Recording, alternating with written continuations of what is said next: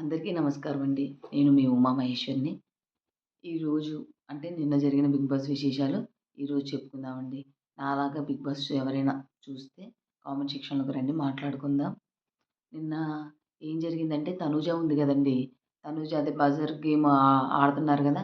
Tanuja buzzer press చేసింది. Tanuja buzzer press చేస్తే concession రూమ్‌కి రమ్మన్నారు. లెటర్ తీసుకుంది తన. లెటర్ తీసుకున్న తర్వాత తనది అయిపోయింది. తర్వాత నెక్స్ట్ సంజన గారు, ప్రియా గారు, సుమన్ శెట్టి గారున్నారు. వాళ్ళలో సంజన గారు ప్రెస్ చేశారని సంజన గారు చెప్తున్నారు. ప్రియా గారు ప్రెస్ చేశారని ప్రియా గారు చెప్తున్నారు. సంచాలకుగా శ్రీజ ఉన్నారు. శ్రీజ ఏం చేశారంటే ఫస్ట్ సంజన గారినని చెప్పారు. తర్వాతేమో ప్రియా అని చెప్పారు. ఆమె సరైన డెసిషన్ తీసుకోవడంలో ఫెయిల్యూర్ అనమాట. ఎప్పుడైనా అంతే ప్రతి దానికి 2 వెర్షన్‌లు చెప్తదావిడ. 2 వెర్షన్‌లో కాసేపు ప్రియా దీని కోసం పెద్ద ఇష్యూ చేసేసి, చాలా సేపు టైం వేస్ట్ చేసేసి, ఎందుకంటే ఫస్ట్ తననందని, తర్వాత తిననందని ఈ 2 ఈ డిస్కషన్‌లోనే చాలా టైం అయిపోయింది. ఫైనల్‌గా బిగ్ బాస్ అడిగారనమాట. ఎవరు, ఎవరు ఇదేంటి బజర్ ప్రెస్ చేశారని చెప్పి సంచాలకుగా తన నిర్ణయం ఏంటని అడిగారు. అప్పుడు ప్రియా అని చెప్పింది.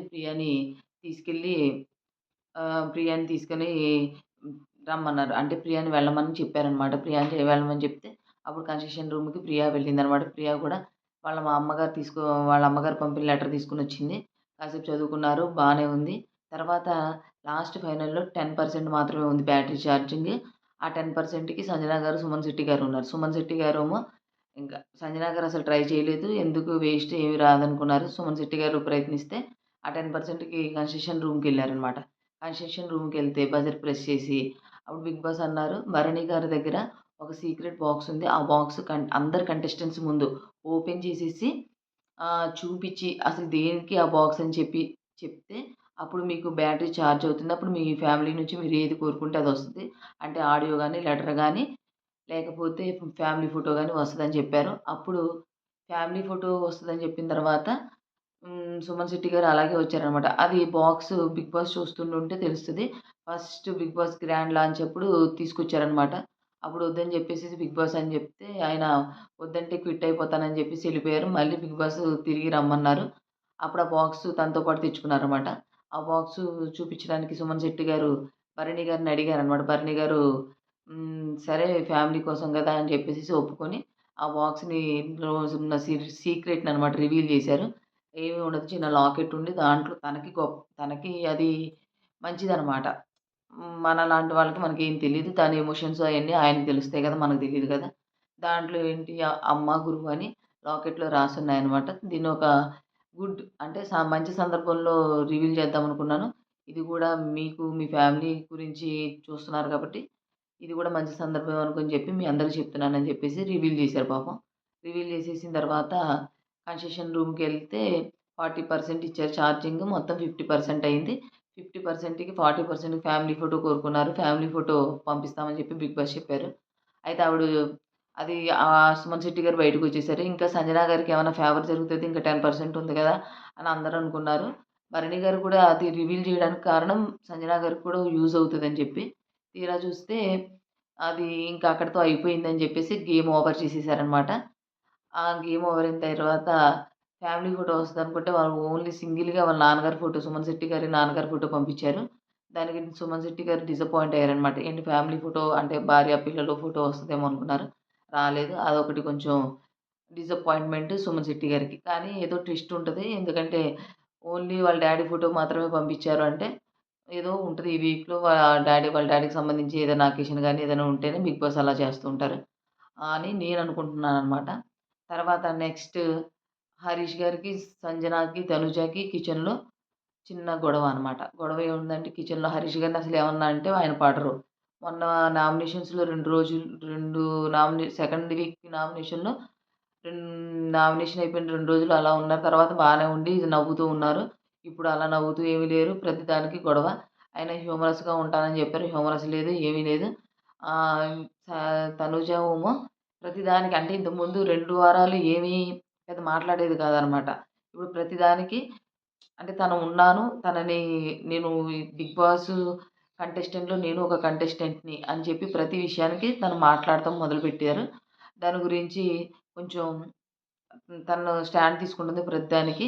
అది రైటో, రాంగో ఇంక తర్వాత విషయం. మొత్తానికి స్టాండ్ తీసుకుంటుంది. వీళ్ళిద్దరిని సెట్ చేయడంలో డిమోన్ పవన్ ఫెయిల్యూర్ అని నేను అనుకుంటున్నాను. ఎందుకంటే డిమోన్ పవన్ అటువైపు ఏమి చెప్పలేక అంటే మంచిగా కెప్టెన్ అంటే హుందాగా చెప్పగలగాలి. లేపోతే ఆయన ఏంటంటే కర్ర విరగకూడదు, పాము సావకూడదు అన్నట్టుగా చెప్తున్నారనమాట. ఎందుకంటే ఆయనకి నొప్పి కలిగించకూడదు. ఇటువైపు ఓనర్స్‌కి నొప్పి కలిగించకూడదని చెప్పేసేసి 2 వైపులా మేనేజ్ చేసుకుంటూ చెప్తున్నారు. అది ఒక పెద్ద ఇష్యూ అయిపోయిందనమాట అక్కడ. అదయిపోయిన తర్వాత యాపిల్ టాస్కు జరిగింది కదండీ! దాంట్లో బ్లాక్ సీడ్ వచ్చిన వాళ్ళుంటారు కదా! వచ్చిన వాళ్ళని నిలబడమన్నారనమాట బిగ్ బాస్ అందరిని పిలిచి. దాంట్లో రీతు, శ్రీజ, ఫ్లోరా గారు ఉన్నారన్నమాట. ఫ్లోరా గారు ఉంటే వాళ్ళకి దీంట్లో గెలిస్తే ఈ టాస్క్‌లో ఇమ్యూనిటీ పవర్ వస్తదని చెప్పారన్నమాట. చెప్తే దీనికి సంచాలకుగా సంజన గారిని పెట్టారు. దీని గేమ్ పేరేంటంటే గురి తప్పకని ఒక గేమ్ అనమాట. అయితే రీతు, శ్రీజ, ఫ్లోరా గారు లోపలికి ఒక నెట్ లాంటిది కట్టేసి ఉంటదండి. దాంట్లో ఉన్నారనమాట. అక్కడ ఉంటే తన సంజన గారు బాల్స్ వేయాలి. 1 బై 1 బాల్ మాత్రమే ఎయ్యాలి. ఆ బాల్ ఏసిన తర్వాత వాళ్ళు ఆ బాల్ తీసుకొచ్చి వాళ్ళ ప్లేస్‌లో పెట్టాలనమాట. వన్స్ పెట్టిన తర్వాత తీయడానికి లేదు. అయితే ఫస్ట్ ఏమో సంజన గారు ఏసారు. తర్వాత కూడా నెక్స్ట్ బాల్ ఏసేసారు. అలా ఏయకూడదని చెప్పి కంటెస్టెంట్స్ చెప్తే మళ్ళీ తీసేసుకొని వెనక్కి తీసేసుకున్నారు. ఒకే బాల్‌ని రీతు మాత్రం ఇంకా తను ఎలాగైనా నామినేషన్స్‌లో నుంచి తప్పుకోవాలని జెప్పేసేసి విపరీతంగా పోరాడింది. శ్రీజ అయితే మొత్తం పాపం అసలు బక్కగా ఉంటది అమ్మాయి. చాలా పోరాడింది. బాగా కష్టపడింది. ఈ ఇద్దరి మధ్యలో ఫ్లోరా గారు లాభపడ్డారనమాట. రీతు 4 బాల్స్ పెట్టేసినా కూడా ఫ్లోరా గారు మాత్రం 3 బాల్స్ పెట్టగలిగారు. ఎందుకంటే తనంతట తాను ఒక బాల్ పెట్టింది. కాకపోతే శ్రీజ వల్ల మరో 2 బాల్లు పెట్టగలిగింది. శ్రీజ మాత్రం ఒక బాల్ పెట్టింది ఫైనల్‌గా. రీతు అడ్డుకోకపోవడం వల్ల ఫైనల్‌గా ఒక బాల్ పెట్టిందనమాట. ఈ బాల్స్‌ని మళ్ళీ ఇంకొక బాస్కెట్‌లో వేయాలి. ఈ బాస్కెట్‌లో ఎవరైతే 3 బాల్స్ కంపల్సరీ 3 బాల్స్ ఏస్తారో వాళ్ళు విన్నర్ అవుతారనమాట. అప్పుడు శ్రీజ దగ్గర ఒక్క బాలే ఉంది కాబట్టి సంజన గారు సంచాలక్ కాబట్టి ఏమన్నారంటే, "మీరు వేయక్కర్లేదు. దీంట్లో నుంచి మీరు తప్పుకోవడం మంచిది" అని చెప్పారు. అయితే దీనికోసం కూడా తనూజ మళ్ళీ ఎందుకు తను వెయ్యాలి అది ఇది అని చెప్పింది. ఎందుకు వెయ్యాలి? అది లేదు కదా! మినిమమ్ 3 బాల్స్ ఎయ్యాలి గదా! 3 బాల్స్ ఎయలేనప్పుడు ఎందుకు వేస్ట్ కదా! తన దగ్గర సింగిల్ బాలే ఉంది గదా! అయినా గాని తనూజకి ఎంత చెప్పినా వినలేదు.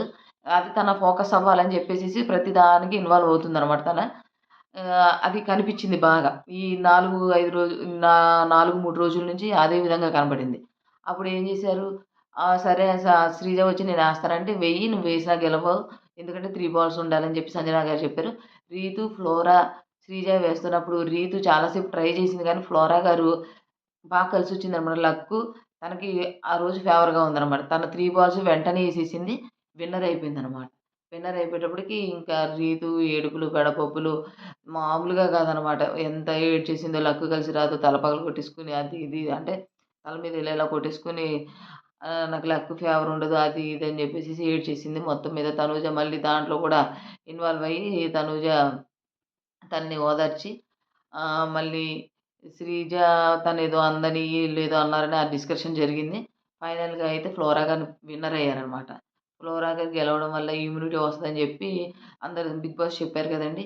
ఈ ఇమ్యూనిటీలో హరీష్ గారు మన అటెండెంట్స్ ఉంటారు గదా! ఫ్లోరా గారిని అడుగుతున్నారనమాట. ఏమని ఇమ్యూనిటీని మీకోసమే వాడుకుంటారా? ఎవరికైనా ఇస్తారా? అని చెప్పి అడుగుతున్నారనమాట.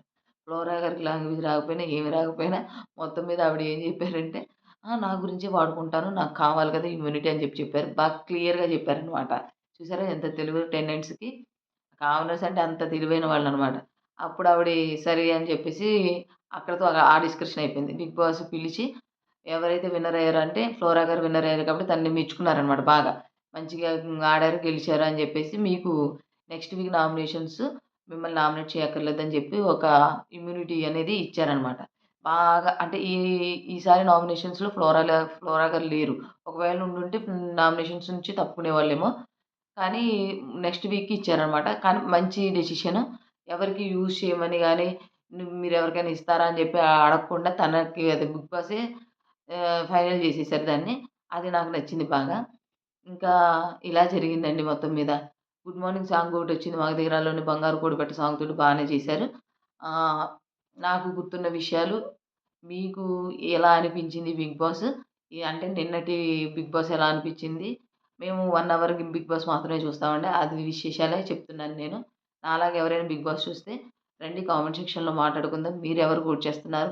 నేనైతే ఈసారి రాము రాథోడ్‌కి ఓట్ చేస్తున్నాను. ఎందుకంటే తను కొంచెం అంటే అమాయకంగా ఉన్నారు.